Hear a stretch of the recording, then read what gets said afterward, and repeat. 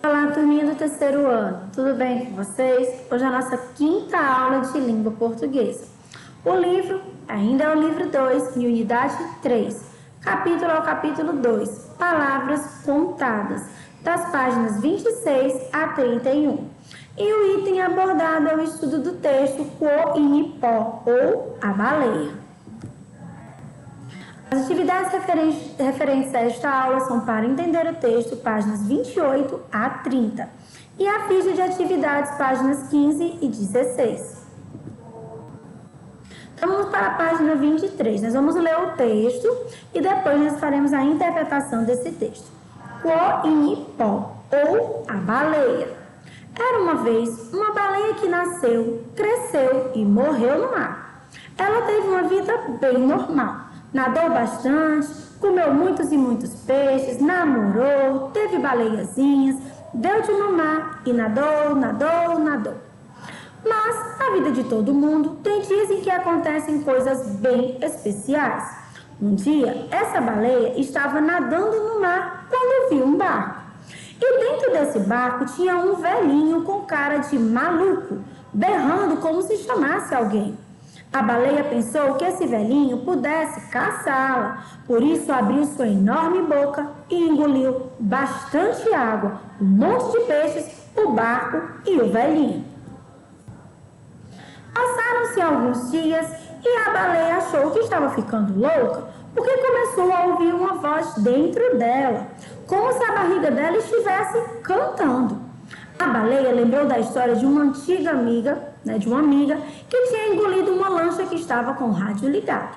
Deve ser isso, pensou a baleia. Acho que engoliu um rádio ligado também.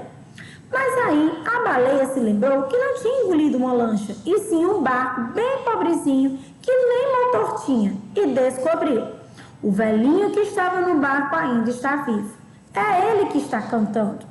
A baleia parou de nadar para ver se conseguia ouvir direito a música que o velhinho estava cantando dentro dela. E ouviu. E começou a chorar, porque a música era muito triste. E a voz do velhinho estava muito triste também, como se ele estivesse com saudade. Passaram-se mais alguns dias. E o velhinho cantou, e a baleia chorou, até que a baleia viu um menino com cara de maluco no barquinho, berrando como se chamasse alguém. Chegando mais perto, a baleia viu que o menino não era um menino, e sim um boneco de madeira. A baleia teve então uma ideia.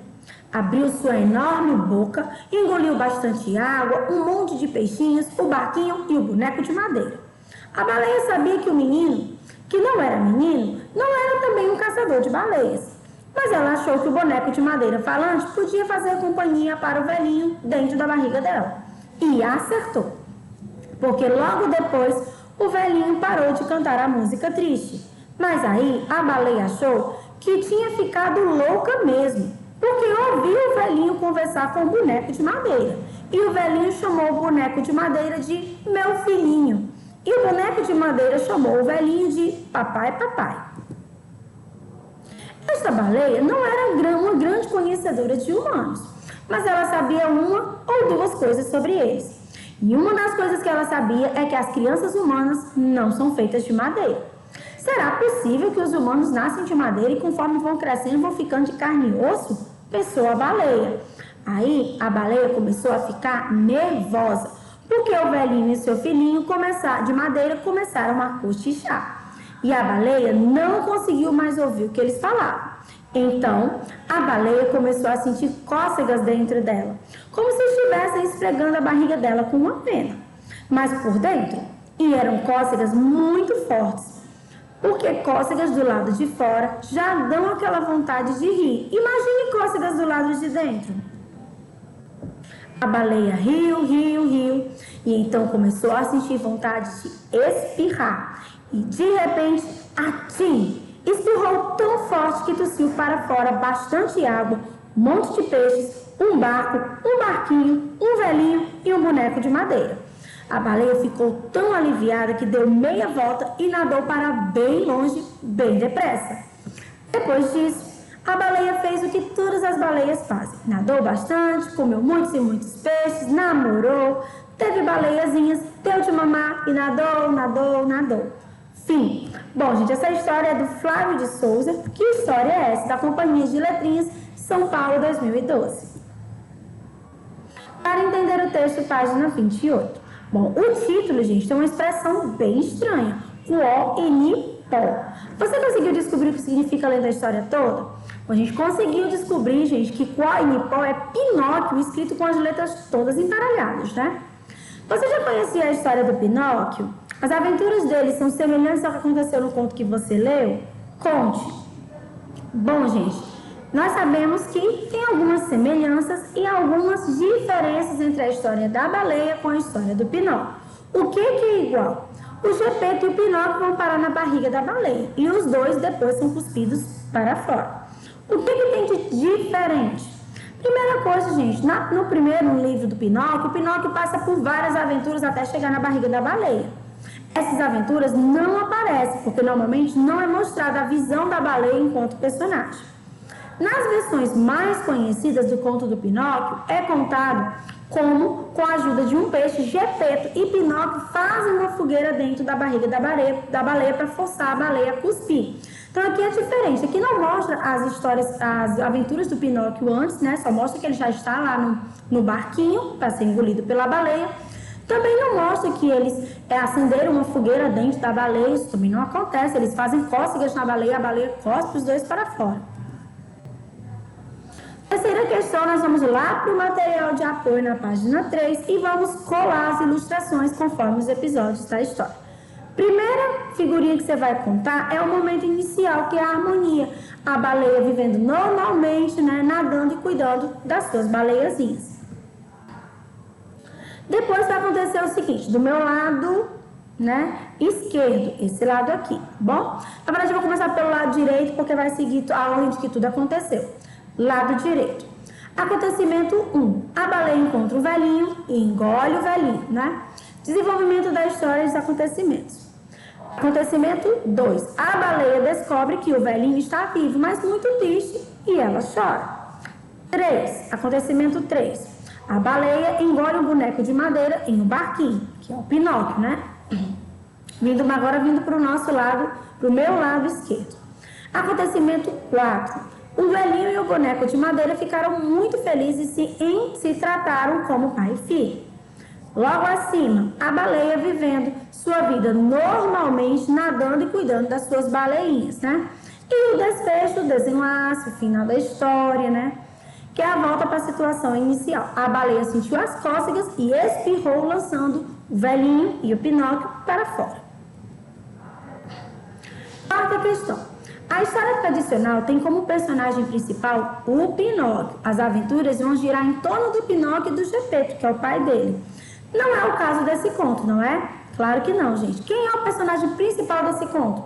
A baleia. A baleia é o personagem principal. E quem participa é o Pinóquio e o Gepeto. Quinta questão. A vida da baleia, segundo o conto, é nadar, comer, namorar e fazer baleiazinhas. Até o fato de ela comer um barquinho com um velhinho parecia ser um ato normal da vida dela.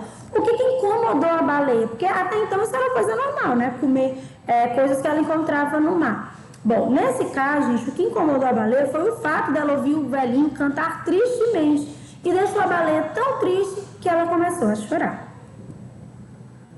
Sexta questão. Todas as histórias têm um espaço que se desenvolve os acontecimentos. Nos contos de fada, por exemplo, costumam aparecer florestas, castelos. E nesse conto, onde é que aconteceu a narrativa? Bom, a gente sabe que esse conto, a narrativa aconteceu no mar, onde as baleias vivem. Vocês vão desenhar no espaço a seguir. Então, vocês vão desenhar como se fosse o cenário, o local onde aconteceu esse conto, que foi o mar. Sétima questão. Agora, retorne a capa e a contracapa do livro. As informações antecipadas na capa e na contracapa têm a ver com essa história? Tem sim, né, gente? Nós percebemos que ele disse que ia falar de personagens conhecidos, mas uma história diferente. Então, ele falou do Pinóquio, da baleia, mas a história aqui é diferente. O personagem principal é a baleia, né? Então, vamos lá. Sim, pois é uma história imaginada com base em outros personagens de contos de fadas. Ou seja, é uma história nova que se baseou tanto na baleia como no Pinóquio e no Gepeto, mas é uma história diferente. Ficha de atividades, página 11, né? Vamos para a correção da nossa ficha de atividades. Antes disso, gente, eu gostaria de mostrar a vocês uma coisa, tá? Que são a questão dos marcadores que estão lá no nosso texto. Vou voltar aqui para mostrar para vocês. Vamos lá, já chegou lá. Vocês perceberam, gente, que quando a gente estava lendo o texto, tinha algumas coisinhas grifadas. Isso faz parte da outra tarefa, da próxima tarefa. Mas eu gostaria que vocês já soubessem. Esse depois disso, tá? Que está grifado. Passaram-se mais alguns dias. Passaram-se alguns dias. Era uma vez, um dia. Gente, todos esses termos que estão grifados nós chamamos de marcadores temporais, tá certo? Que eles indicam uma mudança do tempo dentro do texto. Primeiramente, era uma vez, para começar, um dia, ou seja, tem uma mudança do tempo, um dia que aconteceu alguma coisa, né? Aqui, passaram-se alguns dias, ou seja, um tempo depois, mais alguns dias, ou seja, mais um pouco de tempo depois. Nós podemos perceber que a maioria desses marcadores temporais, eles encontram-se no início de um parágrafo, ou seja, vocês podem usar esses marcadores para começar um novo parágrafo. É uma boa maneira de saber a hora de começar um novo parágrafo, porque eles vão indicar uma mudança no tempo dentro da história. Ó, depois disso, ou seja, por fim, né, por último. Então, isso aí, gente, é uma estratégia boa para poder você saber a hora de começar um novo parágrafo. Porque muitas crianças têm uma dificuldade de saber, tia Elane, quando eu começo um novo parágrafo?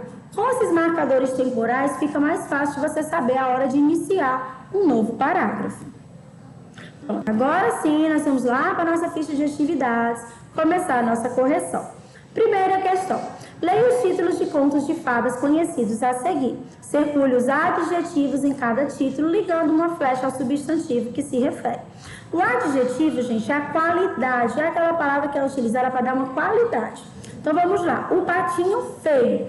Feio é a qualidade, né? A característica, digamos assim, não vou dizer qualidade, tem qualidade sem defeito, mas no caso é a característica do patinho. Chapeuzinho vermelho. Vermelho, característica do chapeuzinho. E o pequeno polegar, pequeno, característica do polegar. A pequena sereia, pequena é a característica de sereia. A roupa nova do imperador, nova é uma característica. Então, vocês acabaram de perceber que vocês têm que circular os adjetivos e ligar a setinha, né? Ou seja, essa nova está relacionada a quê? A roupa. Pequena está relacionada a quê? A sereia. Segunda questão. Observe a capa deste livro. Chico Buarque, Chapeuzinho Amarelo. O título faz referência a qual conto de fadas? Bom, a gente sabe que ele está simplesmente tendo uma ligação com o Chapeuzinho Vermelho. B. Volte ao exercício 1 e crie novos títulos, dando novos adjetivos a cada substantivo. Então, vocês vão voltar lá no primeiro e vão criar novos títulos e com novos adjetivos. Chapeuzinho colorido, chapeuzinho rosa, chapeuzinho azul, vocês que vão criar. Terceira questão, vocês vão contar uma pequena história com esse novo título, Chapeuzinho Amarelo. Hora de usar a criatividade de vocês. Bom, gente, eu vou ficando por aqui. Agradeço a atenção de vocês. Espero que vocês tenham gostado da nossa aula. Continue estudando e se dedicando e compareçam às nossas videoconferências. Um grande abraço e até a nossa próxima aula. Tchau, pessoal!